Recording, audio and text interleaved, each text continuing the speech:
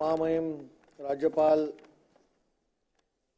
CP Radhakrishnan यांनी जे अभिभाषण केलं त्या अभिभाषणावरती माझे विचार व्यक्त करण्यासाठी आणि अभिभाषणाला विरोध करण्यासाठी मी या ठिकाणी उभा आहे। अध्यक्ष महोदय, 2024च्या सार्वत्रिक विधानसभेच्या निवडणुकीचा निकाल लागला आणि या निकालानंतर जे सरकार स्थापन झालं त्या दोन्ही सभागृहासमोर राज्यपालांनी हे महाराष्ट्र राज्य कशा पद्धतीने पुढे जाते याबाबतचे अनेक मुद्दे त्यांनी या अभिभाषणामध्ये मांडले। परंतु अध्यक्ष महोदय, 2024 साली झालेली विधानसभेची सार्वत्रिक निवडणूक, त्या निवडणुकीचे आलेले निकाल आणि त्या निवडणुकीच्या निकालामध्ये पाचवी बहुमत जरी सत्ताधारी पक्षाला मिळालं असलं तरी देखील मोठ्या पद्धतीने तुम्ही शब्द सुचवा, तुम्ही शब्द सांगा, मी तो बोलतो। ठीक आहे, बहुमत बहुमत पर पाचवी मागे घेतो, बहुमत बोलतो।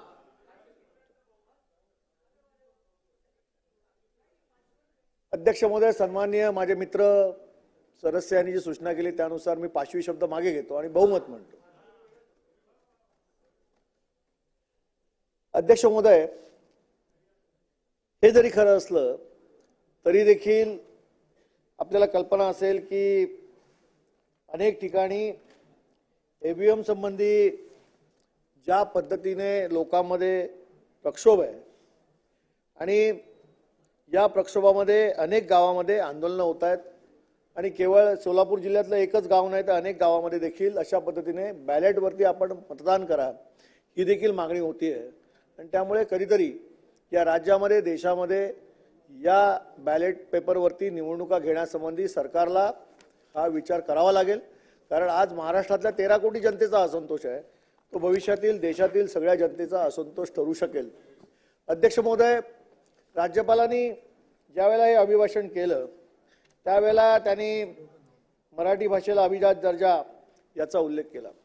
अध्यक्ष महोदय, मराठी भाषेला अभिजात दर्जा मिळाला खरोखरच महाराष्ट्राला भूषणावं आहे आणि माझ्या माहितीप्रमाणे गेली 10 वर्ष या मराठी भाषेला अभिजात दर्जा मिळावा म्हणून वेगवेगळे सरकारे, वेगवेगळे मुख्यमंत्री यासाठी संघर्ष करतायत आणि मला या गोष्टी देखील कल्पना आहे की आज 2024 मध्ये मराठी भाषेला अभिजात दर्जा मिळाला, परंतु आपण मागणी करत असताना या देशामध्ये जर आपण पाहिलं तर केंद्र सरकारने 2004 मध्ये तामिळला, केंद्र सरकारने 2008 मध्ये कन्नड आणि तेलुगुला, 2013 मध्ये मल्याळमला, 2014 मध्ये ओडिसाला आणि त्यानंतर प्रचंड संघर्षाने या महाराष्ट्रातल्या जनतेच्या भावना ज्या आहेत त्या केंद्र सरकारने समजून या ठिकाणी आपल्याला हा अभिजात दर्जा दिलाय।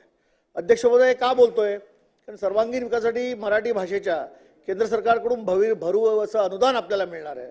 त्यामुळे मराठी बोली भाषेचा अभ्यास, संशोधन, साहित्य संग्रह करण्याकरता अनेक सोपे होणार आहे आणि प्राचीन ग्रंथाचा मराठी अनुवाद करता येणार आहे। त्यामुळे मराठीच्या उत्कर्षासाठी काम करणाऱ्या संस्था, व्यक्ती, विद्यार्थी या साऱ्यांना भरीव मदत मिळणार आहे। अध्यक्ष महोदय, हे जरी खरे असलं तरी देखील मराठी भाषेचा दर्जा दिल्यानंतर तो टिकवणं हे या राज्यातील शासन, साहित्यिक, कलाकार आदी सर्वांची जबाबदारी आहे। अध्यक्ष महोदय, आज मराठी भाषेला अभिजात दर्जा मिळाला, परंतु आज मराठी भाषेची परिस्थिती काय आहे? अध्यक्ष महोदय, या संपूर्ण महाराष्ट्रामध्ये जर आपण पाहिलं तर मराठी शाळा या बंद होत चाललेल्या आहेत। अध्यक्ष महोदय, याचा उल्लेख मी का करतोय? जर्मन असेल, फ्रान्स असेल, चीन असेल या देशामध्ये मातृभाषेमध्ये शिक्षण दिलं जातं आणि त्यामुळे गेल्या अनेक वर्षामध्ये हे देश विकसित झालेत। जगभरातील प्रगत देशामध्ये मातृभाषेतील शिक्षणाला प्राधान्य दिलं असताना महाराष्ट्रात मात्र मराठी भाषेतून शिक्षण देणाऱ्या संस्था ज्या आहेत त्या बंद पडत चाललेल्या आहेत आणि अध्यक्ष महोदय, ही अत्यंत खेदाची बाब आहे आणि म्हणून जोपर्यंत मराठी शाळांचे सक्षमीकरण होत नाही, मराठीचं शिक्षण देण्याची सक्ती केली जात नाही, मराठी भाषा ज्ञानभाषा होत नाही, रोजगाराची भाषा होत नाही, तोपर्यंत परिस्थिती बदल होणार नाही। म्हणून राज्य शासनाने मराठीच्या संवर्धनाचा आग्रह धरला पाहिजे असं माझं स्पष्ट मत आहे। आणि अध्यक्ष महोदय, हे सगळं सांगत असताना एक गोष्ट निश्चित आहे की आजही जर आपण पाहिलं असाल तर सत्यशोधक सर्वोदय संघटना ही मराठी भाषेमध्ये शाळा अविंतर चालू राहिल्या पाहिजेत आणि म्हणून या ठिकाणी उपोषणाला बसलेली आहे. अध्यक्ष महोदय, आज आपल्याला माहिती असेल की राजभाषेतील शिक्षण हे किती महत्त्वाचं आहे हे सांगण्यासाठी आज अनेक ग्रंथ जे महाराष्ट्रात उपलब्ध आहेत त्याच्यामध्ये महात्मा ज्योतिबा फुले यांनी शूद्र अतिशूद्राच्या गुलामगिरीचे दुःखाचे कारण अविदया आहे असे म्हणत त्यांनी शेतकऱ्यांवर आसूड या ग्रंथामध्ये असं म्हटलंय की विद्येविना मती गेली, मतीविना नीती गेली, नीतीविना गती गेली, गतीविना वित्त गेले, वित्तविना शूद्र खचले, एवढे अनर्थ एका अविद्येने केले. म्हणजे जर विद्यार्जन झालं नाही तर या महाराष्ट्रामध्ये ही परिस्थिती येऊ शकते आणि म्हणून काळाची पावलं ओळखून या राज्यामध्ये मराठीचं शिक्षण सक्तीचं केलं पाहिजे. मराठी शाळा ज्या बंद पडल्या आहेत त्याच्यावरती सरकारने उपाययोजना केली पाहिजे आणि मराठी भाषा ही व्यावहारी भाषा झाली पाहिजे. राज्य सरकारच्या व्यवहारामध्ये देखील मराठी भाषा ही 100% वापरली गेली पाहिजे असं माझं मत आहे आणि तरच या मराठी राज्यभाषेला जो काय आज दर्जा मिळालेला आहे तो दर्जा आपण कायमपणे टिकवू शकतो असं माझं स्पष्ट मत आहे. अध्यक्ष महोदय, या अभिभाषणावरती बोलत असताना सन्माननीय राज्यपालांनी अनेक गोष्टींचा उल्लेख केला. या राज्यामध्ये उद्योगधंदे कसे येत आहेत, बेरोजगारीचा प्रश्न जो आहे हे राज्य सरकार कसं सोडवणार आहे या बाबतीचा उल्लेख केला असला तरी महाराष्ट्रातल्या 13 कोटी जनतेसमोर जो प्रश्न आहे की या राज्यातले उद्योग हे परराज्यात कसे चालले आहेत याचा उल्लेख माननीय मुख्यमंत्री महोदयाने आपल्या भाषणामध्ये राज्यपालाच्या अभिभाषणावर उत्तर देताना देणं गरजेचं आहे. अध्यक्ष महोदय, आज काय परिस्थिती आहे? युवकांसाठी रोजगाराची संधी वाढवण्यासाठी शासनाने 1,53,000 रिक्त भरण्याची प्रक्रिया सुरू केली आणि आतापर्यंत 78,309 पदे या ठिकाणी भरण्यात आले असं या ठिकाणी म्हटलंय. परंतु अध्यक्ष महोदय, आज ही परिस्थिती जी नोकर भरतीची आहे ती समाधानकारक नाही आहे. तरुण त्या ठिकाणी प्रचंड वैफल्यग्रस्त अवस्थेत आहे आणि महाराष्ट्रातील बेकारी आणि रोजगाराची समस्या जर बघितली तर अध्यक्ष महोदय, जे आकडे या ठिकाणी आहेत ते अत्यंत बोलके आहेत. महाराष्ट्रातील विविध वयोगटातील बेरोजगारीचा दर आज काय अध्यक्ष महोदय? 15 ते 29 वयोगटातील दर जर आपण वर्ष बघितलं तर 2018 ते 2019 मध्ये 14.93% आहे. 2019 ते 2020 मध्ये 10.60% आहे. 2021 ते 2022 मध्ये 11.5% आहे. 2022 ते 2023 मध्ये 10.90% आहे आणि 2023 ते 2024 मध्ये 10.80% आहे. अध्यक्ष महोदय, 30 ते 45 वयोगटातील जी तरुणाई आहे त्यांचा बेरोजगारीचा दर काय आहे महाराष्ट्रामध्ये? 2018-2019चा विचार केला तर 2.5%, 2019-2020 मध्ये बघितलं तर 1.25%, 2021 ते 2022 मध्ये बघितलं तर 1,031% आणि 2022 ते 2023 मध्ये बघितलं तर केवळ 0.89% आणि 2023 आणि 2024 मध्ये बघितलं तर 1.34%. अध्यक्ष महोदय, हे सगळं सांगण्यामागचं कारण एवढं आहे 45 ते 50 वयोगटामध्ये आज हीच परिस्थिती आहे की 2018 मध्ये 0.45, 2019 मध्ये 0.41, 2021-22 मध्ये 0.85, 2022-23 मध्ये 0.50 आणि 2023 मध्ये 0.23. हे अध्यक्ष महोदय का सांगतोय की बेरोजगाराची संख्या जी आहे ती खूप मोठ्या प्रमाणात वाढलेली आहे. 2014-23 या कालामध्ये 1 कोटीच्या उद्दिष्टापैकी केवळ 50 लक्षाचं उद्दिष्ट आपण पूर्ण केलंय. बाकीच्या सगळ्या लोकांना या ठिकाणी आपण ज्या ठिकाणी रोजगार देणं अपेक्षित होतं ते मात्र या ठिकाणी होत नाहीये. अध्यक्ष महोदय, आज या राज्यामध्ये जर बघितलं तर महाराष्ट्रातील दरडोई कृषी आणि सार्वजनिक बांधकाम आणि सेवा क्षेत्रातील उत्पन्नात घट झालेली आहे. दरडोई उत्पन्न 9.6 वरून 7.6% आलंय. कृषी क्षेत्रामध्ये उत्पन्न 4.5 वरून 1.9% आलंय. सेवा क्षेत्रामध्ये 13% वरून 8.8% आलंय. बांधकाम क्षेत्रावर 14.5 वरून 6.2% आलंय. कर्नाटक, तेलंगणा, तामिळनाडू, गुजरात, हरियाणा ही राज्य महाराष्ट्राच्या पुढे गेले. ही दुर्दैव आहे. अध्यक्ष महोदय, राज्यपालाच्या अभिभाषणावरती बोलताना मी आकडेवारी सहित बोलतोय आणि मी जर ही आकडेवारी खोटी देत असेल तर माननीय मुख्यमंत्र्यांनी आपल्या भाषणामध्ये सत्य परिस्थिती राज्याची काय आहे याचा उल्लेख केला तर कदाचित 13 कोटी महाराष्ट्रीय जनतेला या सगळ्या गोष्टी कळू शकतील. अध्यक्ष महोदय, महाराष्ट्रात बेरोजगारी समस्या अत्यंत बिकट असून बेरोजगारीचा दर 10.8% आहे. नोकरीकरांच्या संख्येत 40% वरून 31% पर्यंत घसरण झालेली आहे तर 40% लोक स्वयंरोजगाराची वाट बघतायत अशी परिस्थिती आहे.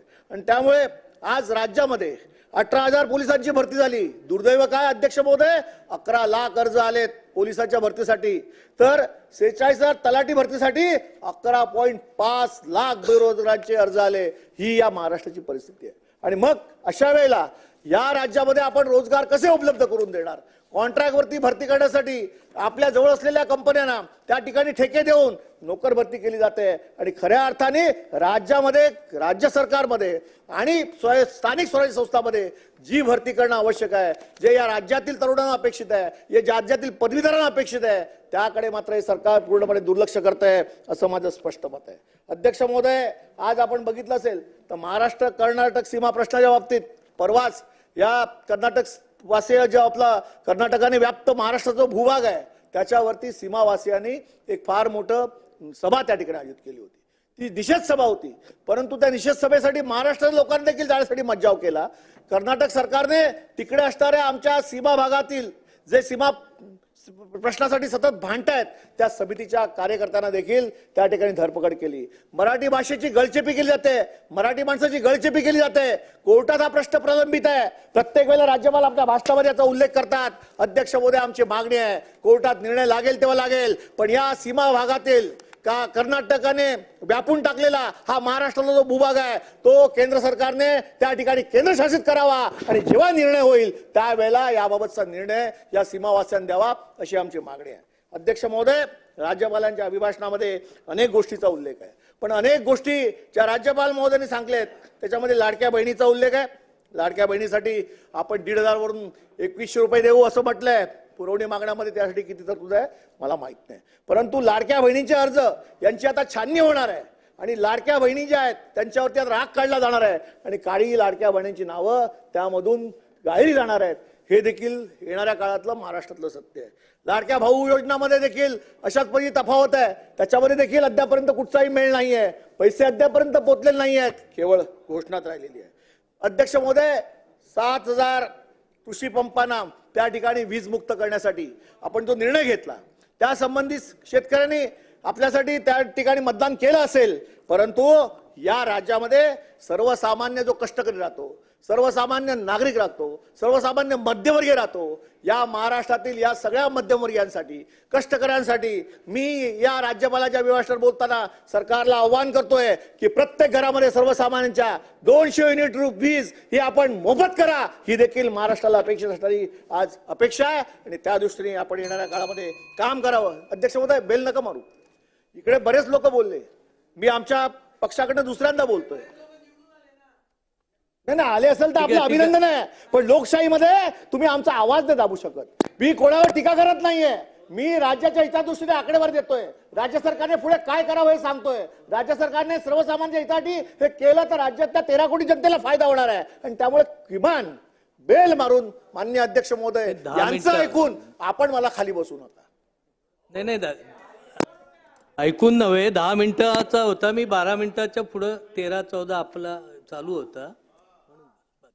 ठीक आहे अध्यक्ष. तुम्ही अध्यक्ष महोदय, ते भातखळकर साहेब माझी लिंक कशी तोडावी त्यांना बरोबर माहिती आहे आणि ते सतत सातत्याने असंच करतात.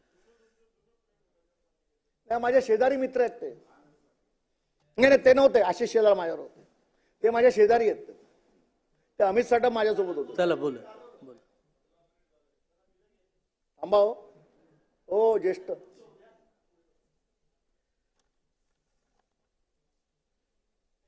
अध्यक्ष महोदय, आज संपूर्ण महाराष्ट्रामध्ये राज्य सरकारच्या ज्या जमिनी आहेत त्या राज्य सरकारच्या जमिनी आपण त्या काळामध्ये वर्ग 1 वर्ग 2 मध्ये आपण त्या ठिकाणी